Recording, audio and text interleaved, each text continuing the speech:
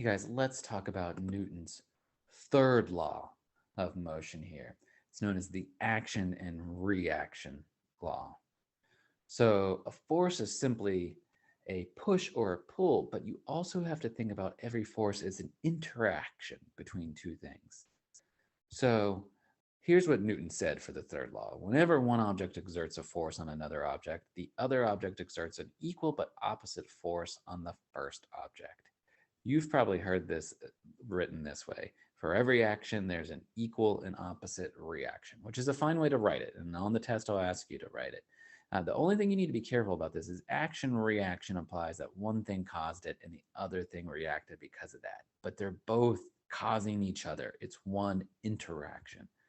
So there's always a pair of forces. Sometimes we call them a third law pair or an action reaction pair. Let's look at this example we have over here. So the hammer pushes down on stake. And what's the reaction? The stake pushes up on hammer. Notice it's the hammer and the stake and the stake and the hammer. The hammer pushes down and opposite, the stake pushes up. So each of the two forces in the pair act on different objects and they act in different directions. But the force of the hammer on the stake is the same as the force of the stake on the hammer. So when you push against the wall pushes back on you just as hard. It's one interaction. Let's try a few here and see if we can do it. Follow this formula. If the action is object A exerts a force on object B, then the reaction is object B exerts an equal force in the opposite direction on A. So here's an example. Call the action tire pushes left on road. What's the reaction? Road pushes right on tire. It's actually the road that pushes your car forward because your car's tires are pushing back on the road. Look at the rocket at the bottom. Action. Rocket pushes left or gas left. So the reaction is gas pushes rocket right. What about this majestic bald eagle here? The wings push down on the air, and therefore the air pushes up on the wings. That's true for when a bird's flapping its wings, by the way. When it soars, it's some different principles called Bernoulli's principle, but we won't worry about that right now. So let's do a couple more here. Action, man pulls left on spring. Reaction, spring pulls right on man. Who pulls harder? Neither. They're equal and opposite.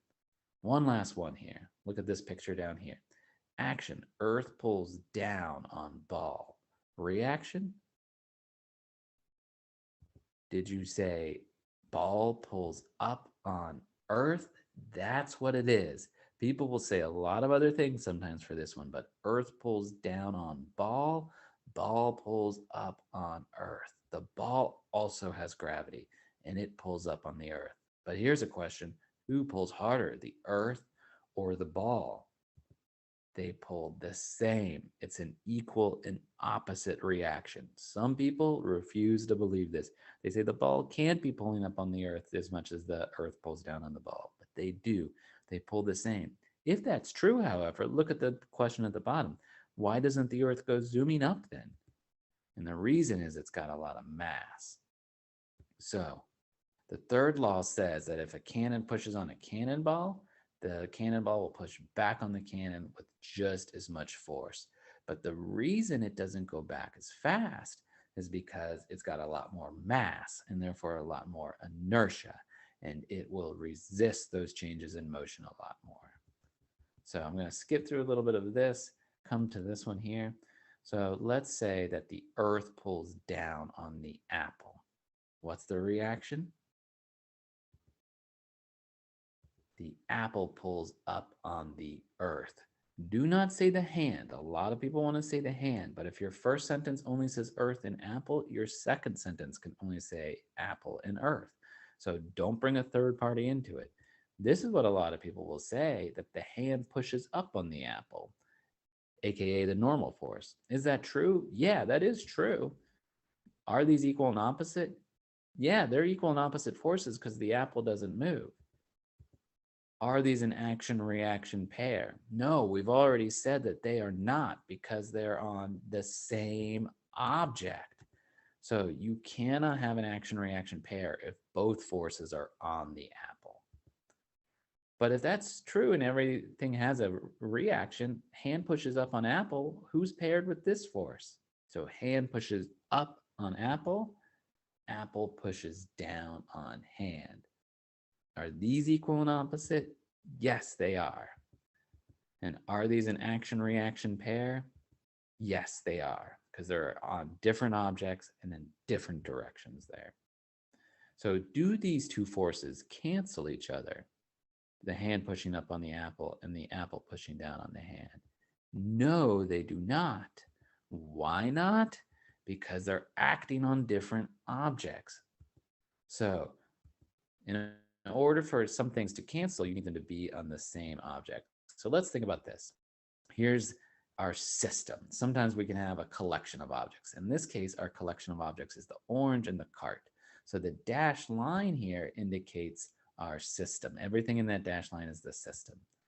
So we need an unbalanced outside force. Remember, it's got to be outside to act on the orange to change its motion. So anything other than from the orange or the cart can be an outside force, change the motion of this cart.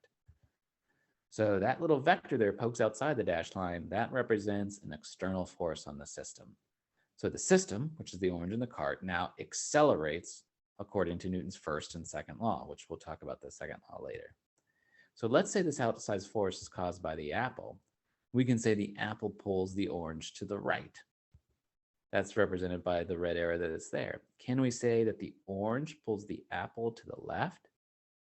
Well, yeah, according to the third law, they have to. So here's the orange pulling the apple to the left. Who pulls with greater force, by the way? They're equal forces. They are the same according to the third law. Do these two forces cancel each other out then, if they're equal and opposite? No, they do not. Why not? Because they act on two different objects. One's on the orange and one's on the apple. They're not going to cancel each other out.